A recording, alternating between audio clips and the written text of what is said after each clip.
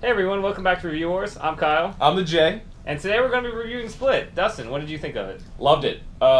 Amazing movie. Amazing movie. Okay. As a standalone, spoiler alert, I'm going to go a little bit and then I'm going to spoil the hell out of it.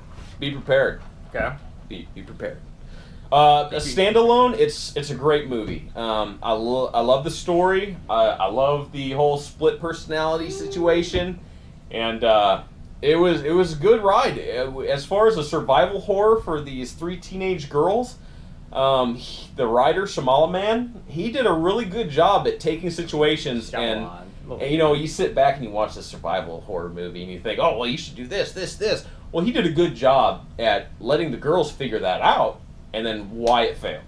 So it wasn't just this corny survival movie where they sit back and go, well, they should do this, this, this. That's how you do it. It's like, no, he put thought into this.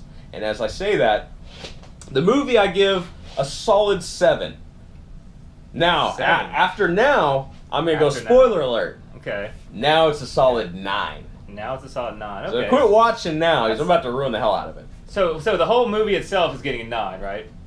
Yes, and you know what? I'm being a little too harsh because I'm trying to make spread it out. It's a 7.5, 8. I mean, it was a good movie by itself. It really was. My wife loved it. Keep it going. Keep it going.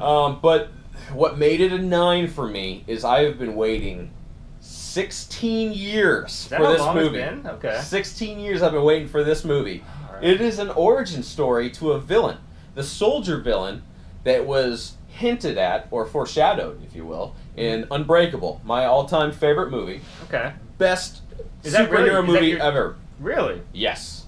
Love it. Wow. I love the realistic depiction. I love the emotions the character goes through. It's amazing. But Split is it's good. And those of you who've seen it, you can understand where I'm coming from if you have been waiting for it like I have.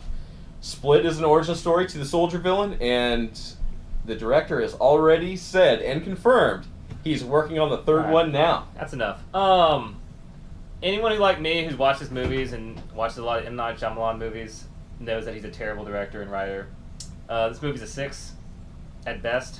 It's kind of cool that it's an origin story later on, so like maybe it'll get better. As a standalone movie, it's a 6. I'm not a fan of multiple personality movies. Identity was okay, but like they always have this silly twist at the end, or something like that, or like, oh, is this person really crazy? Or like, oh, what's going on here? It's just M. Night at his.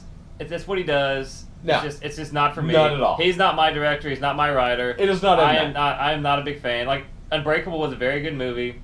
That and like The Sixth Sense kind of set it all up. It's his best 2. This is probably his third best movie, just to show you how bad all the other ones are. But it's not classic M. Night. We're not talking a normal twist. There was no real twist. The twist is that his split personalities was more predominant than we could actually imagine. I guess, but like all of a sudden it's like John Cusack in Identity had what? Why are you going to? I'm just. This is a whole other movie. This is a whole other movie, right? Whole other movie. He had 6 or 7 personalities. I was like, oh no, which one's which? It's like, oh, I'm gonna one up him. I'm gonna have 20-something personalities. Like, after a while, it's like, who cares, right? It's just, it doesn't matter. Like, was it worth a watch? I mean, it's a 6. If Marvel had its name on it, he'd give it a 10. If Marvel had its name on it, it would be better. It couldn't be better. So, let us know what you think. Like, comment, and subscribe. 9. It was a 9. Amazing. He is like dyslexia or something like that. He just needs to flip that number over, and it's a solid 6. This guy's an idiot.